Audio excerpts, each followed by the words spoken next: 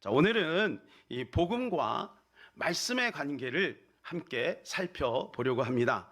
우리는 지금 이 복음의 능력을 우리가 같이 나누고 있습니다. 사랑하는 여러분, 복음에는 능력이 있어요. 이 능력은요, 세상이 가져다주는 그런 능력이 아닙니다. 그것을 뛰어넘어서 영원한 능력이 거기에 숨어 있는 것입니다. 그렇기 때문에 우리가 이 복음을 잘 알아야 되는데, 이 복음이 무엇인가 성경은 분명히 우리에게 말씀해 주고 있어요. 마가복음 1장 1절, 하나님의 아들 예수 그리스도의 복음의 시작이라, 이렇게 분명히 말씀해 주고 있습니다. 여러분 아십니까? 마가복음이 제일 먼저 쓰여졌고, 마가복음을 근거로 해서 마태, 누가, 요한복음이 만들어진 겁니다. 마가복음이 제일 먼저 쓰여졌어요. 자, 그런데 여기 1장 1절에 뭐라고 되어 있냐면 복음이 나옵니다. 하나님의 아들 예수 그리스도의 복음의 시작이라. 그래서 복음을 믿는 사람은 다 구원을 받게 되어 있습니다.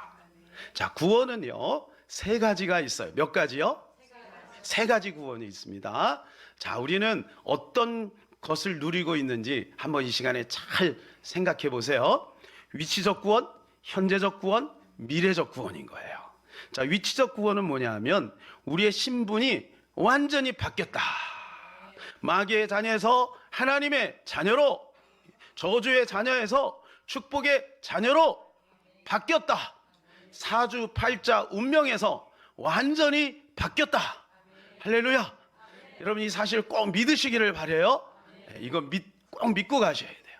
두 번째는 현재적 구원입니다. 현재적 구원. 그래서 우리가 이 땅에 살면 하나님의 자녀로서 하나님이 이 땅에 우리가 필요한 모든 것들을 책임져 주고 인도해 주시는 거예요. 그래서 모든 이 땅의 문제에서 해방을 주는 겁니다. 질병에서 해방을 줍니다. 가난에서 해방을 줍니다. 우리 인생의 수많은 문제에서 해방을 받은 것입니다. 여러분 예수님을 믿는 것은요, 그 안에 이 땅에 필요한 모든 것도 함께 담겨져 있는 거예요. 그래서 예수님이 오셔가지고요, 수많은 질병을 고치셨죠. 나병을 고치셨습니다. 소경을 치료하셨습니다. 또 안진뱅이를 고치셨습니다. 심지어는 죽은 자도 살아냈습니다. 오병이어의 기적도 행하셨습니다. 여러분 주님은 지금도 오병이어의 기적을 행할 수 있는 분임을 믿으시기를 바랍니다. 주님은 이 땅에 살면서 우리의 모든 필요를 채워주시는 분이다. 이게 두 번째 현재적 구원이에요. 그 다음에 세 번째 구원은 미래적 구원입니다. 이것은 영생이죠. 예수님 믿고 천국 가는 거. 근데 많은 사람들이요, 우리가 구원을 받았다 그러면은요, 세 번째 구원만 생각해요. 믿고 천국 간다, 영생 얻는다. 그리고 나머지는 내가 열심히 해야 되는 거예요. 물론 열심히 해야 됩니다. 심은 대로 거두니까. 그러나 여러분 공부도 하나님께 맡기고 지혜를 구하시기를 바랍니다. 사업도 하나님께 맡기고 하나님의 능력을 구하시기를 바랍니다. 하나님이 사업의 문을 열어달라고 구하시기를 바랍니다. 하나님 그것도 우리에게 허락해 주신다는 약속인 것입니다. 자, 그런데 이 세 가지 구원을 우리가 어떻게 누리느냐? 말씀을 가까이 해야 누릴 수가 있습니다. 어떻게 누린다고요? 말씀을 가까이 해야 이 세 가지 구원의 확신을 갖고 누릴 수가 있어요. 이 마지막 때는요, 무엇보다도 하나님 말씀을 가까이 해야 될 줄로 믿습니다. 왜 우리가 이 마지막 때 하나님 말씀 가까이 해야 될까요? 첫 번째는 뭐냐 하면 말씀이 예수님이기 때문에 그렇습니다. 우리 한번 따라해요. 말씀이 예수님이다. 여러분 말씀이 예수님이에요. 자, 1절을 같이 한번 읽어볼까요? 태초에 말씀이 계시니라. 이 말씀이 하나님과 함께 계셨으니 이 말씀은 곧 하나님이시니라 그랬어요. 말씀이 하나님이에요. 오늘 본문을 여러분이 읽으시면서 아마 깨달은 사람도 있을 텐데요, 제가 이 본문을 가지고 굉장히 많이 설교를 했습니다만은 이 본문에 보면은 그가 나옵니다. 그죠? 그게 뭐냐 하면 말씀이에요. 그죠? 그래서 말씀이 빛이다. 말씀을 영접하면 구원을 받는다. 이렇게 돼 있어요. 자, 요한복음 1장 12절 우리가 수없이 외우면서 영접하는 자 곧 그 이름을 믿는 자들에게는 하나님의 자녀가 되는 권세를 주셨다 할 때 그 영접하면은 무엇을 영접한다고 여러분 생각하세요? 그렇죠. 예수님을 생각하지요. 그런데 오늘 본문의 문맥상으로는 예수님이 아니에요. 말씀이에요. 그러니까 말씀이 예수님인 거예요. 그러니까 말씀을 떠나서 절대로 예수님을 만날 수 없다. 예. 그러니까 여러분 기억하셔야 돼요. 나는 예수님을 믿어요. 그리고 말씀을 읽지 않고 말씀 무시하는 것은 그건 예수님 믿는 게 아니에요. 1년에 한 번도 말씀, 너무 바쁘니까 그렇겠죠. 얼마나 바쁘니까 말씀 안 읽겠어요. 말씀을 하루에 한 장도 안 읽으면서 난 하나님을 사랑해요. 난 예수님을 사랑해요. 그건 있을 수 없는 일인 거예요. 반드시 하나님 말씀 속에서 예수님을 만나게 되어 있는 것입니다. 그래서 태초에 말씀이 계시니라 그랬죠. 그 1장 창세기 1장 3절에 보면 이렇게 나오죠. 하나님이 이르시되 빛이 있으라 하시니 빛이 있었고, 그렇죠. 여기에 하나님이 말씀으로 계셨다는 거예요. 말씀으로, 태초에 말씀으로 계시다가 그 말씀이 육신이 돼서 우리 가운데 오신 거예요. 자, 오늘 본문 14절입니다. 말씀이 육신이 되어 우리 가운데 거하심에 우리가 그의 영광을 보니 아버지의 독생자의 영광이요 은혜와 진리가 충만하더라. 말씀이라고 하는 형이상학적이고 눈에 보이지 않는 존재가 있었어요. 그죠? 그런데 그 존재가 육신이 돼서 2000년 전에 우리 인간의 몸을 입고 성령으로 잉태하여 이 땅에 오셨는데 그분이 바로 예수님이다. 그러니까 예수님을 영접하는 것이고 말씀을 영접하는 것이고 말씀을 영접하는 것이 곧 예수님을 영접하는 것이다 라고 하는 거예요. 여러분, 예수님은 저와 여러분에게 어떤 의미입니까? 여러분 한번 질문해 보세요. 여러분에게는 예수님이 어떤 의미예요? 어떤 의미예요? 이건 천국 가기 위한 하나의 도구입니까? 축복받기 위한 도구입니까? 여러분, 예수님은 우리의 모든 것인 줄로 믿습니다.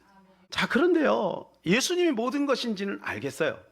그런데 나도 모르는 사이에 너무 바쁘다 보니까 예수님을 잊어버리는 거예요. 예. 너무 할 일이 많다 보니까, 세상에 너무 화려하다 보니까, 그러니까 예수님을 순간순간 잊어버려. 이게 저에게 슬픔이에요. 그러다가 말씀을 보면서 말씀 속에서 예수님을 또 다시 확인하는 거예요. 여러분, 말씀을 읽으면요, 그 말씀 안에 예수님이 계셔요. 예수님이 우리에게 손짓합니다. 너 지금 나하고 너무 거리가 멀리 떨어져 있어. 가까이 와라. 가까이 와라. 이렇게 예수님이 손짓하세요. 어떨 때는 예수님이요, 저의 가슴을 이렇게 안아주기도 하고, 또 예수님이 제 머리를 쓰다듬어 주기도 하고. 말씀이 생수예요. 말씀이 바로 힘이에요. 모든 것의 원천의 생명을 그 안에서 확인하는 거예요. 여러분, 하나님의 귀한 생명의 말씀을 가까이 하시기를 축복합니다. 그래서 북한에서는요, 성경을 소지하면은요 죽어요. 사형당하거나 아니면 아오지 탄광에 갑니다. 즉결 심판에 넘겨집니다. 왜 그런지 아세요? 성경을 두려워하는 게 아니고 예수님을 두려워하는 거예요. 그들이 예수님을 만나면 자기 자신들이 자기들이 가지고 있는 그 우상화 작업에 실패하거든요. 진짜 왕을 만나잖아요. 진짜 하나님을 만나잖아요. 그러니까 그거 못 만나게 하는 거예요. 그래서 성경을 가까이 못 두게 하는 거예요. 여러분, 이건 역으로 생각하면 무슨 말이냐? 우리가 진정한 왕 대신 예수 그리스도를 만나려면 성경을 읽어야 된다는 거예요. 성경을 읽지 않고는 결코 하나님 만날 수 없어요. 우리가 지금 예수님을 믿죠. 무엇 때문에 예수님을 믿나요? 말씀 때문에 예수님 믿는 거예요. 제가 지금 말씀을 전하죠. 예, 근거가 뭐예요? 성경이에요. 만일에 이 성경이 없으면 저는 설교를 할 수가 없는 거예요. 여러분이 신앙생활 하는데 성경의 도움을 받잖아요. 성경이 없으면 신앙생활의 의미가 없는 거예요. 그러니 우리가 말씀을 가까이 해야 그 안에서 진리를 발견할 뿐만 아니라 거기서 예수님을 만나게 되는 겁니다. 사랑하는 여러분, 예수님 우리의 우주가 되신다면 그 예수님을 만나는 길은 성경 속에 있음을 꼭 기억하시기를 축복합니다. 두 번째는 뭐냐 하면, 좀 영어를 써서 죄송합니다만 한번 따라서 해볼까요? VD는 R이다. VD는 R이다. 이게 이제 VD가 뭐냐 하면 비빗 드림입니다. 비빗 드림. 그 다음에 R은 realization이에요. realization. 자, 이게 뭐냐 하면 이런 뜻이에요. 생생하게 꿈을 꾸면 현실이 된다. 한번 따라서 볼까요? 생생하게 꿈을 꾸면 현실이 된다. 요게 우리 교회 한동안 이제 필독서였던 꿈꾸는 다락방에 나오는 이야기입니다. 꿈꾸는 다락방, 이게 베스트셀러죠. 이지성 씨라고 하는 분이요. 이분이요, 빚이 20억이 있었어요. 무명의 초등학교 선생님이었습니다. 그런데 책을 아주 억세게 읽었어요. 억수로 읽었어요. 그러면서 거기서 깨달은 게 있어요. 아, 성공하는 사람의 특징이 있는데 그것은 뭐냐면 VD는 R이구나. 생생하게 꿈을 꾸면 현실이 되는구나. 이걸 알게 된 거예요. 그래서 이분이 제일 먼저 VD는 R이라고 하는 걸 썼지만 사실은 역사 속에서 이미 많은 사람들이 활용해 왔던 것이고 검증이 된 거예요. 그래서 이 책을 보게 되면요, 맨 뒤에 참고도서가 쭉 나오는데 60개의 참고도서가 있습니다. 그러니까 이분이 그냥 자기 상상 속에서 자기가 만드는 것이 아니라 거기에 있는 책을 근거로 해서 참고도서를 근거로 해서 이 책을 만든 거예요. 한 분을 딱 소개를 하고 있는데 그분이 누구냐 하면 앤드류 카네기라고 하는 분입니다. 앤드류 카네기. 이분은 19세기에 스코틀랜드에서 미국으로 이민 온 이민자예요. 얼마나 가난한지 몰라요. 너무너무 가난해요. 떼거리가 없어가지고. 그래서 이제 일을 잡았는데 심부름꾼이 돼요. 심부름꾼. 그래서 공원이 돼요. 공원. 예. 근데 너무 일이 힘든 거예요. 시급 1,500원 정도. 예. 아주 그 박봉의 생활을 하면서 너무너무 힘든 시간을 보내요. 그러다가 내가 이렇게 살면 안 되겠다. 내가 이렇게 사는 것은 너무 비참하다. 내가 반드시 부자가 돼야 되겠다. 이런 생각을 했대요. 그래서 이분은요, 특징이 뭐냐면 늘 책을 읽었어요. 그러니까 쉬는 시간에도 틈나는 대로 책을 읽고 저녁에 아무리 피곤해도 가까이 책을 두고 책을 읽었어요. 그러면서 깨달은 게 뭐냐면 VD가 R이구나. 생생하게 꿈을 꾸는 사람은 현실이 되는구나. 그래서 여러분 보세요. 주변에 인생의 나름대로 좋은 성과를 이루고 승리하는 사람들의 특징을 보면 독서를 합니다. 책을 가까이 한단 말이에요. 책을 가까이 하면 뭐가 생기냐면 VD가 생기는 거예요. 모델이 있잖아요. 이런 모델이 있고 이런 모델이 있구나. 그러면 나도 이렇게 하면 되겠구나라고 하는 비전과 꿈이 생기는 거예요. 그래서 VD가 현실이 된다는 것을 알게 된 거예요. 이 앤드류 카네기가 그런 사람이에요. 이렇게 가난하게 사는데 나중에 이분이요, 재산이 얼마나 되냐면요, 372조예요. 여러분은 한 1,000조씩 집에다가 쌓아놓고 사시죠. 여러분, 우리나라 예산이 얼마냐 하면 우리나라 예산이 600조가 좀 넘습니다. 그러니까 우리나라 1년 예산의 반을 가지고 있었던 분이에요. 여러분이 잘 피부에 와닿지 않아서 제가 다시 한번 설명을 하면, 현재 살고 있는 최고의 부자가 일론 머스크입니다. 일론 머스크의 재산이 현재 가지고 있는 돈이 253조예요.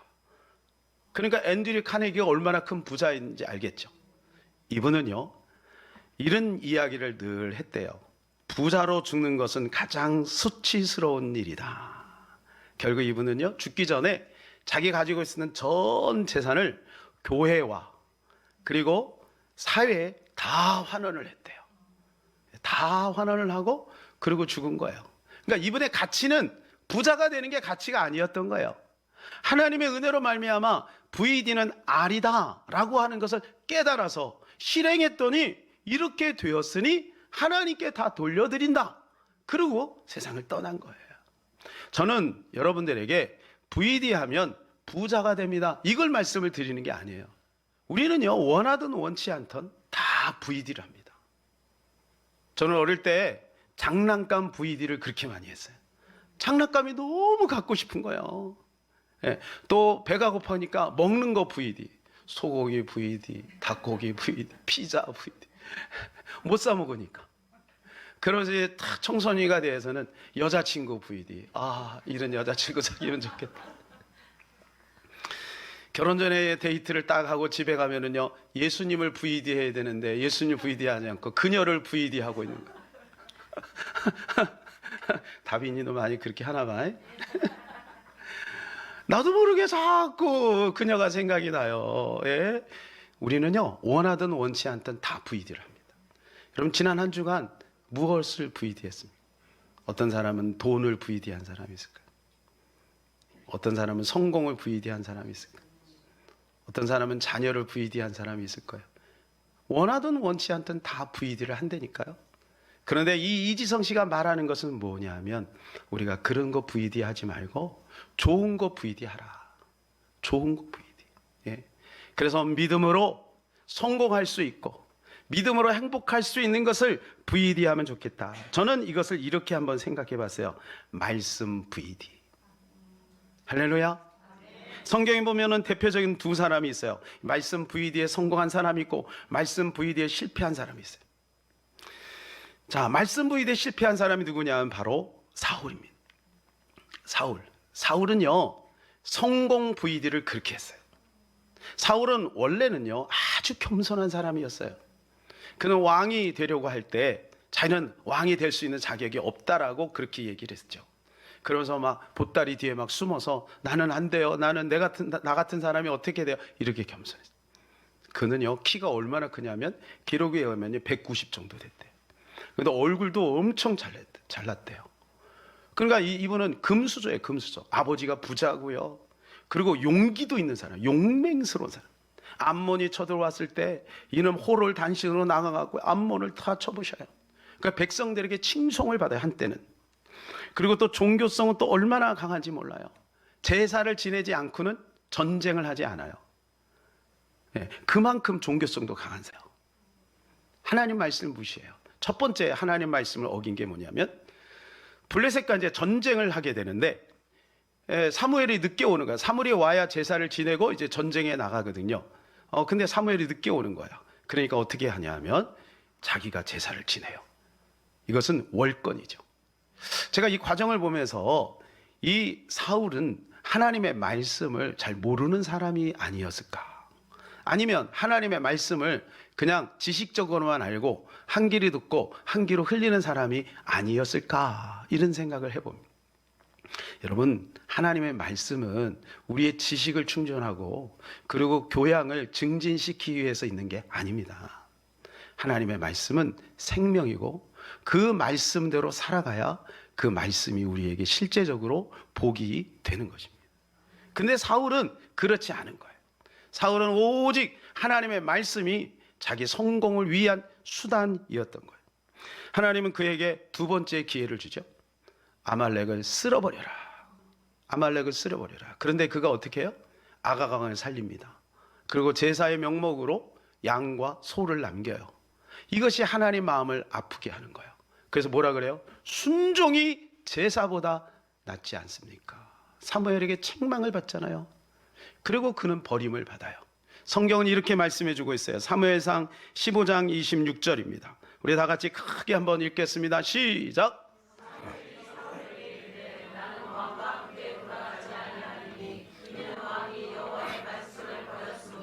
여호와께서 왕을 버려 이스라엘 왕이 되지 못하게 하셨음이니이다. 자, 여러분, 이 말씀에 우리가 주목할 필요가 있습니다. 사울은 하나님을 버리지 않았어요. 사울은 말씀을 버렸어요. 그런데 말씀을 버리니 그게 곧 하나님을 버린 거예요. 기억하셔야 돼요. 우리는 하나님을 사랑한다고 이야기합니다. 그리고 말씀을 무시하고 말씀을 가까이 하지 않고 하나님이 말씀하시는데도 불구하고 여러분 그것을 등한히 합니다. 그러면서 하나님을 사랑한대요. 오늘날 그런 사람이 얼마나 많은지 몰라요. 신앙생활하면서 하나님 말씀을 무시해버리는 거예요. 하나님 말씀도 행하지 않아요. 그리고 하나님을 사랑한다라고 고백은 너무너무 멋있게 해요. 하나님의 말씀을 붙드는 것이 하나님을 사랑하시는 것인 줄로 믿습니다. 하나님 말씀을 버리면 안 돼요. 하나님 말씀을 버리니까 어떻게 됐어요? 하나님이 하나님 말씀을 버린 자를 버려요. 사랑하는 여러분, 하나님의 말씀을 꼭 붙드시기를 축복합니다. 반면 다윗은 어때요? 다윗은 어릴 때부터 하나님의 말씀을 가까이 하고 하나님의 말씀을 존대하는 삶을 삽니다. 시편 119편 11절입니다. 내가 주께 범죄하지 아니하려 주의 말씀을 내 마음에 두었나이다. 말씀을 마음에 두었다는 거예요. 그러니까 말씀이 마음속에 날마다 머물러 있었다는 거예요. 하나님의 말씀이 내 안에 착상이 되었다는 거예요. 말씀이 마음속에 있어요. 다윗은 말씀이 마음에 있었어요. 말씀이 마음에 있었어요. 자, 105절입니다. 주의 말씀은 내 발의 등이요 내 길의 빛이니이다. 내 발의 등이요 내 길의 빛이라는 것, 내 인생길을 비춰주고 내 인생길을 행복으로 인도하는 것이 말씀이라는 것. 여러분, 내 인생을, 우리 가족을 지키는 것이 말씀인가요? 아니면 다른 것인가요? 다윗은 이것을 깨달은 거예요. 아, 말씀을 붙들고 살면 그것이 내 인생이 보장이 되는 것이구나. 다윗이 이것을 깨달은 거예요. 그는 이렇게 말합니다. 148절, 주의 말씀을 조용히 읊조리려고 내가 새벽녘에 눈을 떴나이다. 왜 새벽에 깬다고요? 출근하려고? 네, 출근하려고? 아침밥 일찍 먹고 출근하려고? 아니에요. 새벽에 일찍 일어나는 하나님의 말씀을 읊조리려고. 얼마나 멋있어요. 그런다고 여러분 우리의 삶이 다 망가집니까? 아니에요. 공부하기 전에 하나님 말씀을 보는 겁니다. 일하기 전에 하나님 말씀을 보는 겁니다. 그 말씀을 묵상하는 겁니다. 그랬더니 어떻게 공부도 잘 되게 하시고 사업도 잘 되게 하시고 가정도 잘 되게 하신다는 것을 이 다윗은 깨달았어요. 결론적으로 그는 왕이 되지 않았습니까? 그가 얼마나 하나님의 말씀을 사모했냐면 이렇게 말해요. 97절이요.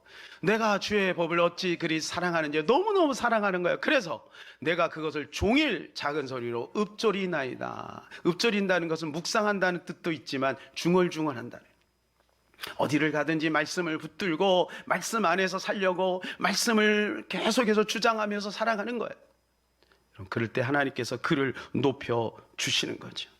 그래서 다윗은 뭐냐, 자연스럽게 말씀을 가까이 하니까 하나님이 VD가 되는 거죠. 지혜가 VD가 되는 거죠. 그러니까 그가 이제 골리앗과의 싸움에서 어때요? 엘라 골짜기를 딱 사이에 두고 이쪽은 블레셋, 이쪽은 이스라엘. 이 골리앗이 딱 나와서 이야기합니다. 너희 중에 대표 한 명을 보내. 그래갖고 싸워서 이기는 자가 승자다. 근데 이스라엘 백성들은 어떻게 돼요? 다 무서워서 벌벌 떨어요. 그들은 전쟁에 이기려고 하는 마음이 있었지만 그들 마음에는 주님이 VD가 안 된 거예요. 그러니까 전쟁이 두려운 거죠. 그런데 다윗 그 어린 소녀는요, 전쟁은 상관없어요. 그 할례 받지 않은 자가 할례 받은 이스라엘 군대를 모욕하는 것을 모욕적으로 느낀 거예요. 하나님의 이름이 땅에 떨어지는 것이 모욕적인 거예요. 왜요? 평상시 하나님 말씀을 늘 가까이 하고 그것이 VD가 되니까 하나님 지금 원하시는 것이 무엇인지를 알고 있는 거죠. 그러니까 그가 용감하게 나서 너는 칼과 단창으로 내게 나아가거냐, 나는 만군의 여호와의 이름으로 나아가노라라고 이렇게 용기 있게 말씀할 수 있는 것은 무엇인가요? 그게 평상시에 말씀이 VD가 됐기 때문에 되는 거예요. 시험장에 가서요, 예수 믿는데도 기도 한마디 안 하고 시험 보는 사람이 있어요. 그런데 딱 들어가면서 벌써 기도하면서 가는 사람이 있어요. 평상시에 하나님 말씀이 VD가 된 사람은 그래요. 위기 가운데 오면 벌벌 떨고 두려워하고 염려하는 사람이 있어요. 교회 다니면서도. 그런데 어떤 사람은요, 그 위기를 기회로 삼고 하나님이 나와 함께 하시기 때문에 나는 두려워하지 않는다 라고 고백하는 거예요. 저 천정은 자매님처럼. 평상시에 하나님 말씀을 VD하고 말씀을 날마다 가까이 하는 사람은 위기가 곧 기회가 되는 겁니다. 이스라엘 백성들은 위기였지만 다윗은 그걸 통해서 왕으로 등극하는 계기가 되는 거예요. 말씀이 잠기면 오늘처럼 뻥이요 하면서 뻥 나오는 것처럼 하나님은 그 사람을 순식간에 높여주시는 거예요. 사랑하는 여러분, 평상시에 아무런 역사가 나타나지 않아도 하나님의 말씀을 늘 가까이 하시고 말씀을 VD 하시는 저와 여러분 되시기를 축복합니다. 다윗뿐만 아니라 요셉도 마찬가지였어요. 시편 105편 17절에 19절입니다. 그가 한 사람을 앞서 보내셨으며 요셉이 종으로 팔렸다. 요셉 이야기입니다. 자, 18절. 그의 발은 착고에 차고 그의 몸은 쇠사슬에 매였으니, 이런 고난을 지금 요셉이 받고 있었죠. 그런데 왜 그런 고난을 주셨냐? 19절. 곧 여호와의 말씀이 응할 때까지라 그의 말씀이 그를 단련하였도다. 하나님의 시간표가 무엇이냐 하면 하나님의 말씀이 채워질 때까지. 그래서 그 말씀을 가지고 그가 훈련받고 연단받으면 정금같이 나오는 거예요. 어느 순간인가. 그러니까 여러분, 말씀 본다고 해서 지금 당장 뭐가 생기는 거 없죠. 그러나 그 말씀을 가까이 하게 되면 어느 순간인가 하나님이 그를 통해서 요셉처럼 총리가 되게 하시고 다윗처럼 왕이 되게 하셔서 하나님의 나라를 이루고 주님의 영광을 드러내는 존귀한 자로 하나님이 세워 주실 줄로 믿습니다. 우리가 하나님 앞에 문제를 기도합니다. 그죠? 예, 오늘 시편 기자도 문제를 하나님 앞에 기도했어요. 시편 107편 19절 20절입니다. 이에 그들이 그들의 고통 때문에 여호와께 부르짖음에 그가 그들의 고통에서 그들을 구원하시되, 구원하는데 어떻게 구원하시냐? 20절. 그가 그의 말씀을 보내요. 뭐를 보내요? 말씀을 보내는 거예요. 문제를 먼저 해결하는 게 아니라 수순이 뭐냐? 먼저 말씀을 보내는 거예요. 그래서 우리가 기도하다 보면 하나님의 말씀이 마음속에 딱 깨달아지면 신기하게 곧 얼마 안 있어서 문제가 해결돼요. 할렐루야. 말씀이 먼저 오는 겁니다. 말씀이. 근데 말씀을 평상시에 하나도 읽지 않고 있는데 어떻게 말씀이 오는 것입니까? 하나님 말씀을 가까이 해야 그 말씀이 어느 순간인가 탁 부닥치는 거죠. 사랑하는 여러분, 하나님 말씀을 가까이 하시는 저와 여러분 되시기를 축복합니다.